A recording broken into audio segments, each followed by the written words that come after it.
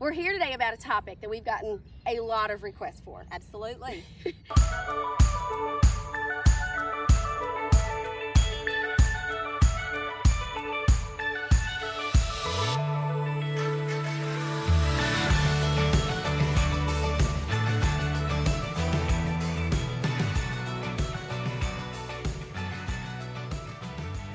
Yes, so while we're going to be teaching RVs and how to tow and how to back them in, this is a very requested topic, and it's also an intro, I think, to towing and backing in your RV, right? Yes, absolutely. Starting with a boat trailer for me, oh my gosh.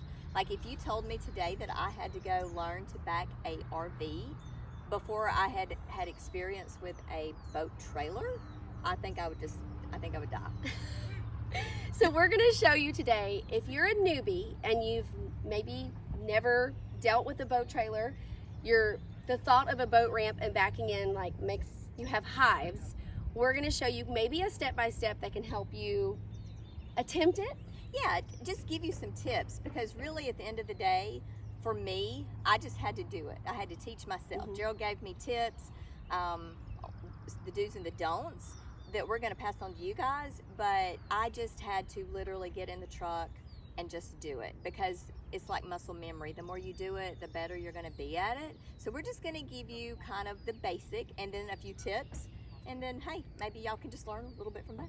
Yes, so before we show you the footage of like approaching the boat ramp, actually inside the vehicle, what that looks like, backing it down, let's go over a few like ground rules that you may want to consider. Yes. Okay, first of, when you get to a boat ramp, look at it. Look at the full picture of it. If there's other boats that are launching there, like watch what they do. Sure. See how they approach the ramp. You know, everyone's different. They are. And some are narrow, some are Right. wide, some have an entry point and an exit point, like they're all different. So you need to stop and study the boat ramp. That's exactly right.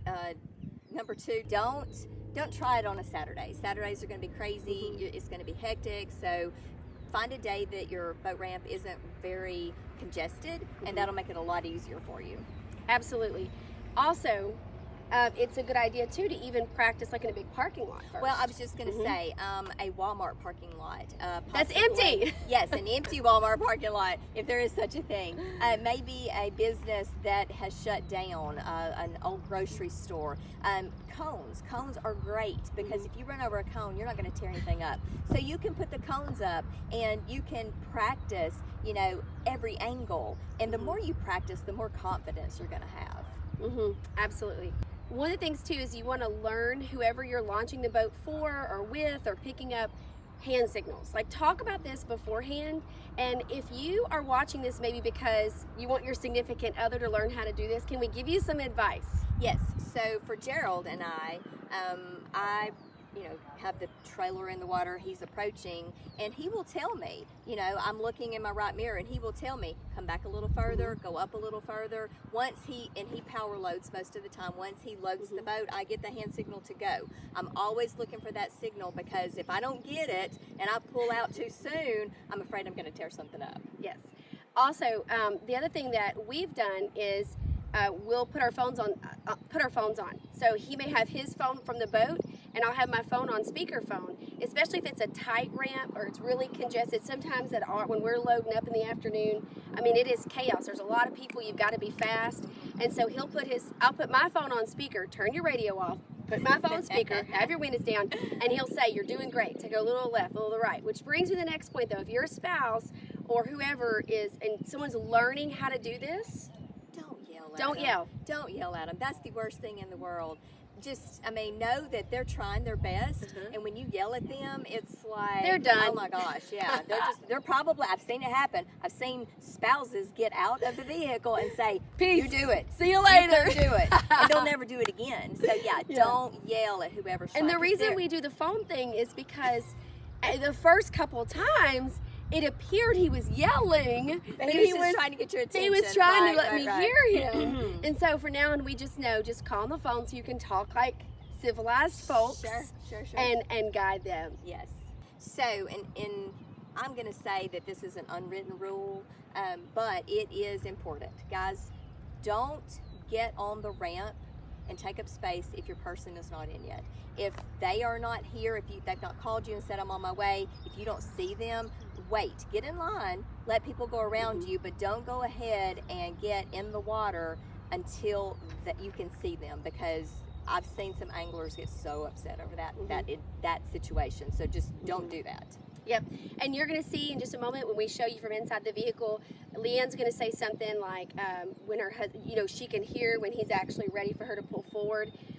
It's always good to wait for the hand signal, but that's things that you'll become accustomed to. Yes. You'll know, like, okay, he seems like he or she's loaded the boat on, but it's not until you kind of hear that click moment, And I feel that click moment. Yeah, you feel it. But that's just what works for us. Everybody's different. Some people go ahead and like to hook up. If it's a very, very steep ramp, we do. If it is an area where they say no power loading, we hook up. So, but most of I'm going to say 85, 90% of the time he power loads. He gives me the go ahead, and and here's the thing, you ease out. You don't punch it. You ease that gas pedal down. You don't want to make that boat start bouncing. All right, so here we go. We're going to show you footage of us approaching the ramp.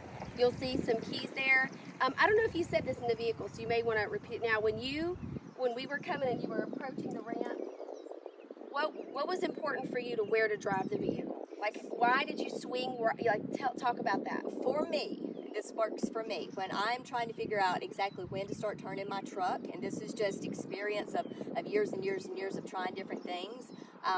Just as a side note, when I mess up at a ramp, you'll see me there that next morning, like for an hour, going at it from I can't stand to mess up at a boat ramp because I don't want all those people looking at me because it embarrasses me and then I get upset. So if I mess up, I'm going to do my best to correct what I've done.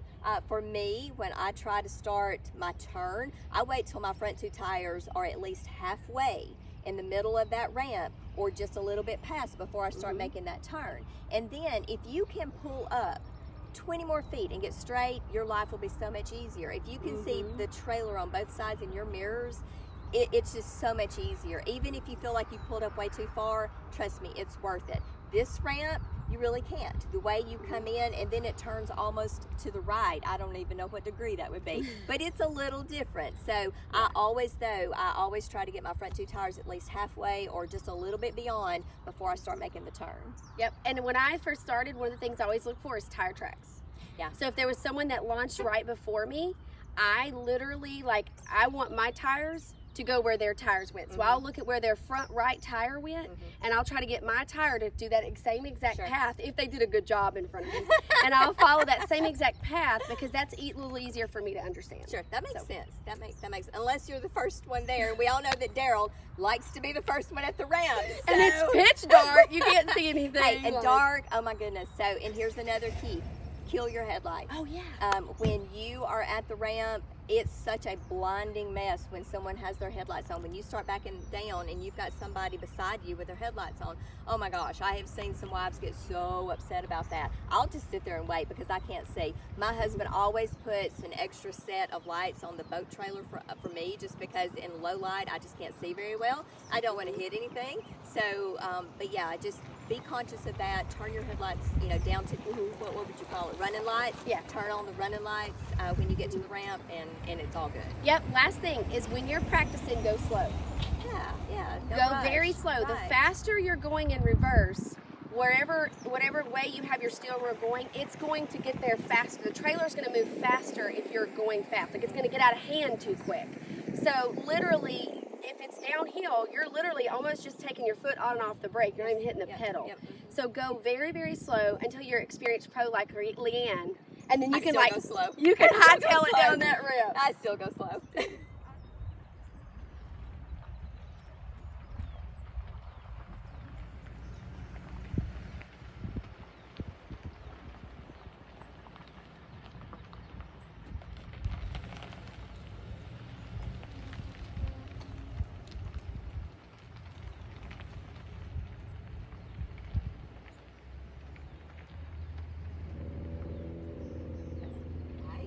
So I'm going to just ease down until I get almost halfway with my front tires of my truck. And then I'm going to start turning.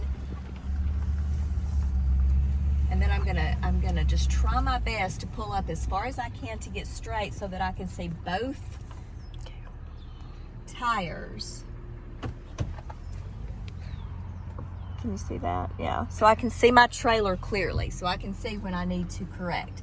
So we know we're going to have to go back a little bit this way, but we want to get right back under it. Okay. So try not to hit that pier. As you can kind of see, it's a little misleading from this angle, but I'm watching it over here on my side, so I know when I need to start getting back under it and getting it straight. Once you get straight and the ramp straightens up, makes it a lot easier for you. Ease on back. A lot of people wonder how far to back the trailer in. It depends on the boat manufacturer, the trailer.